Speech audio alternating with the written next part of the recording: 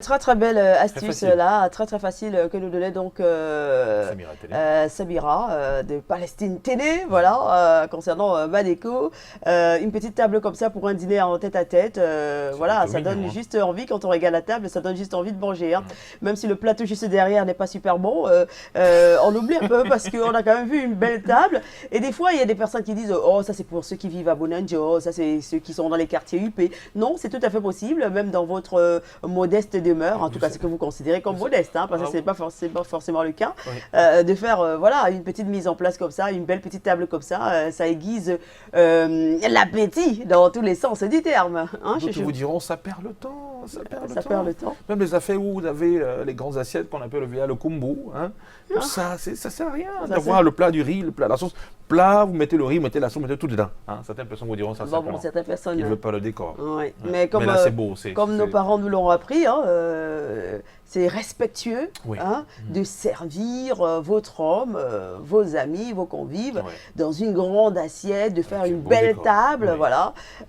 Ça donne envie et c'est normal. Ça Moi, donne quand envie de j'arrive chez manger. quelqu'un qui me sert un peu comme s'il avait servi son chien, donne je pas ne dis envie. pas grand-chose parce qu'il faut rester courtois, mais je peux vous assurer que je ne mange pas beaucoup. d'appétit. Allez, d'ailleurs, j'en profite pour dire ah, mon régime. Voilà, vous fuyez Ah, c'est directement. pas forcément le régime, hein, c'est que j'ai fui un tout petit peu ce qui se passe là. Allez, il est 7h passé des 48 minutes et nous allons jeter notre regard sur une actu. Cette actualité que tout le monde commente au Cameroun depuis hier 20h. Le discours du chef de l'État, qui est le chef de l'État qui a rompu la tradition. On l'a souvent 2 fois par an, le discours du chef de l'État. Et là, 10 septembre, paf, discours. Alors, grille de lecture et perspective de ce discours, on en parle avec monsieur Patrick Christian d'abord. Bonjour Patrick Christian.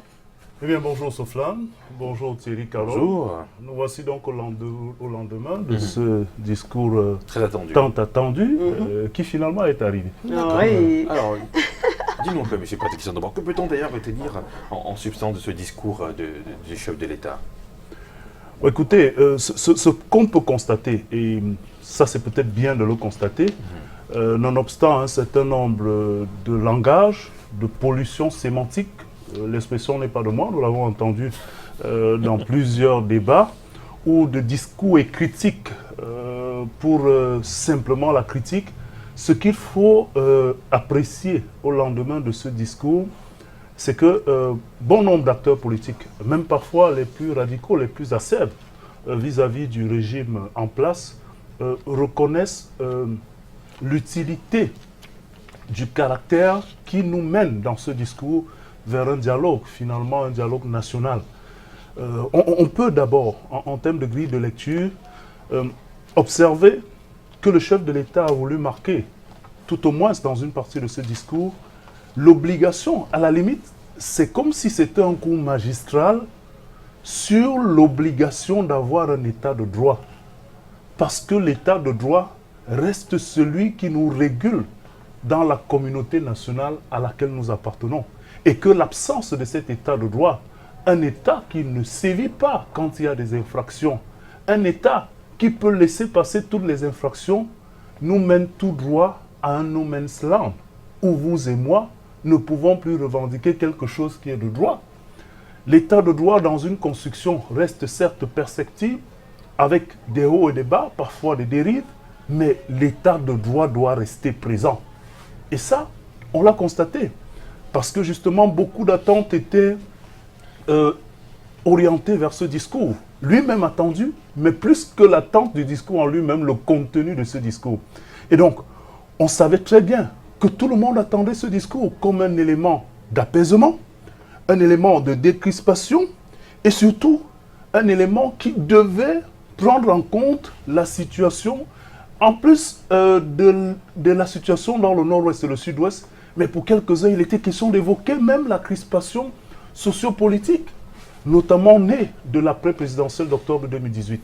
Donc, tout le monde, tous les regards étaient rivés sur ce discours, à l'intérieur du pays comme à l'extérieur. Parce que figurez-vous, et on l'a si bien rappelé, le président de la République a reçu pas mal de personnalités. Vous vous souvenez bien des émissaires des Nations Unies, notamment Michel Bachelot, qui était ici au pays, en charge des questions du respect des droits de l'homme. On a eu des sorties qui viennent de l'international. Les Nations Unies, dans cette réunion informelle qui avait fait couler beaucoup d'encre et de salive. On a eu l'Union européenne dans une résolution, le Congrès américain, l'Union africaine. On a l'impression véritablement que c'était un ensemble qui finalement ont donné au temps où ce discours arrive la qualité de moment propice.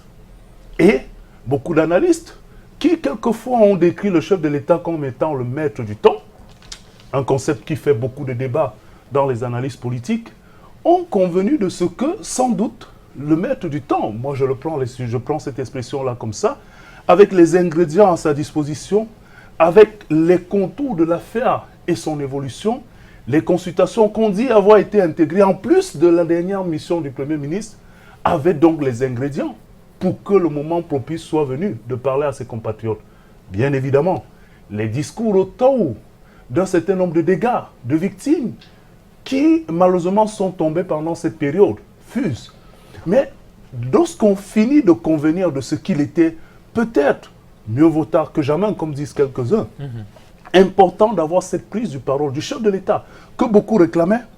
On va constater qu'il a, en plus de mettre l'État de droit comme une nécessité sine qua non à la vie du pays, il a évoqué les origines de ce conflit. C'est peut-être la chronologie pour comprendre d'où nous sommes partis et pourquoi nous en sommes là. Oui. Sur les origines, nous sommes presque tous d'accord par rapport aux revendications socio-professionnelles qui finalement ont muté à ce que nous vivons aujourd'hui. Et donc, dans ces origines, peut-être une tentative de démontrer la bonne foi, le chef de l'État évoque les mesures qui ont été prises par son gouvernement à son initiative. Et parmi ces mesures, bien évidemment, la traduction du cadre des textes de l'OHADA, les questions du common law avec une section à l'ENAM, une section à la Cour suprême, le recrutement d'un certain nombre d'enseignants, des auditeurs judiciaires, eh bien, on est passé par tous ces éléments avec la création, disait-il dans son discours, d'un ministère de la décentralisation.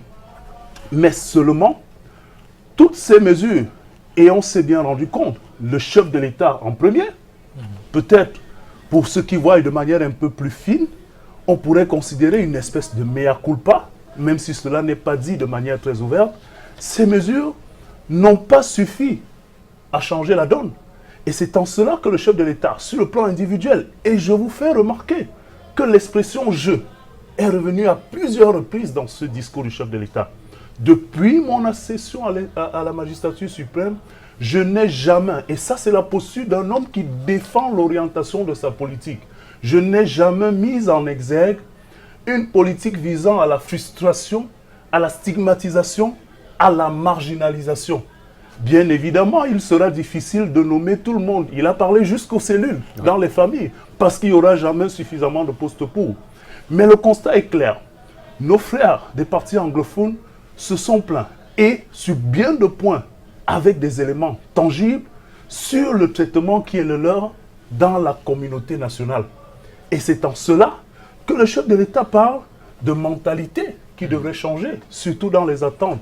Et forcément, dans ce discours, et au-delà de sa posture personnelle, il y a que nous avons des ministres, des responsables qui sont nommés et doivent le consentir pour servir la nation plus que pour servir les intérêts des localités auxquelles ils appartiennent. Alors, donc, si on a ces origines, on a les mesures, il faut constater aussi que le chef de l'État dans ce discours s'adresse bien évidemment à la communauté internationale. Parce qu'on a constaté, disait-il, qu'il y en a qui hébergent ceux qui financent les mouvements de bandes armées. Il y en a aussi à nos compatriotes, ils s'adressent.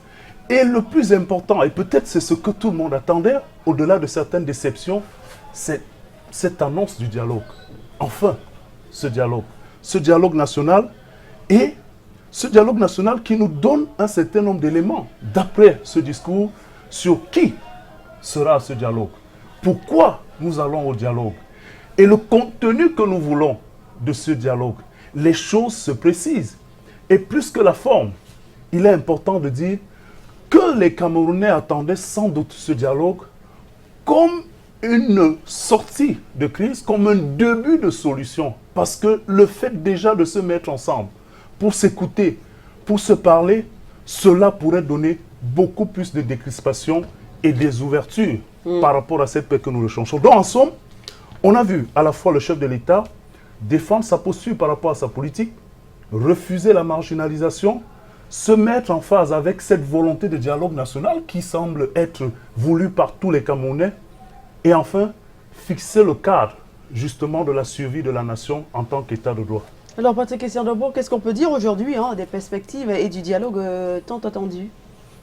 Écoutez, une chose qui peut ressortir en termes de dialogue et peut-être sur la fin, c'est l'avenir de ces parties du pays. Le nord-ouest et le sud-ouest, le chef de l'État le dit, l'avenir de ces parties du pays est dans le Cameroun. Il parle de cette unité qui fera la force de tous les Camerounais, mais aujourd'hui, il est question surtout de revérifier les capacités des Camerounais à trouver le consensus. Ce consensus national qui est cher à notre pays. Si le consensus n'existe pas dans toutes les démarches que nous allons faire, nous reviendrons à ces difficultés.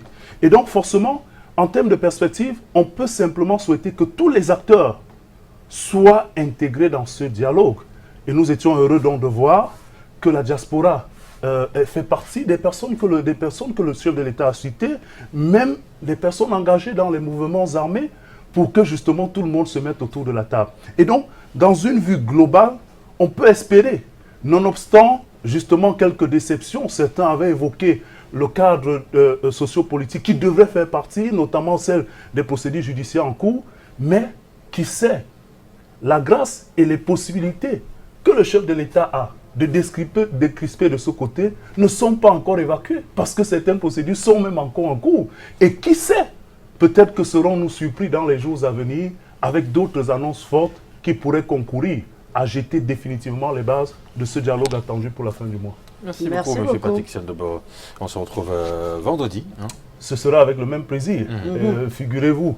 Et d'ailleurs, pour nos téléspectateurs, le décryptage et surtout les perspectives de ce dialogue seront sans doute encore développées dans nos différentes éditions de journaux télévisés. D'accord. C'est passé les 59 minutes. Tout de suite, nous allons recevoir M. Ateba qui vient d'Istable juste après cette transition.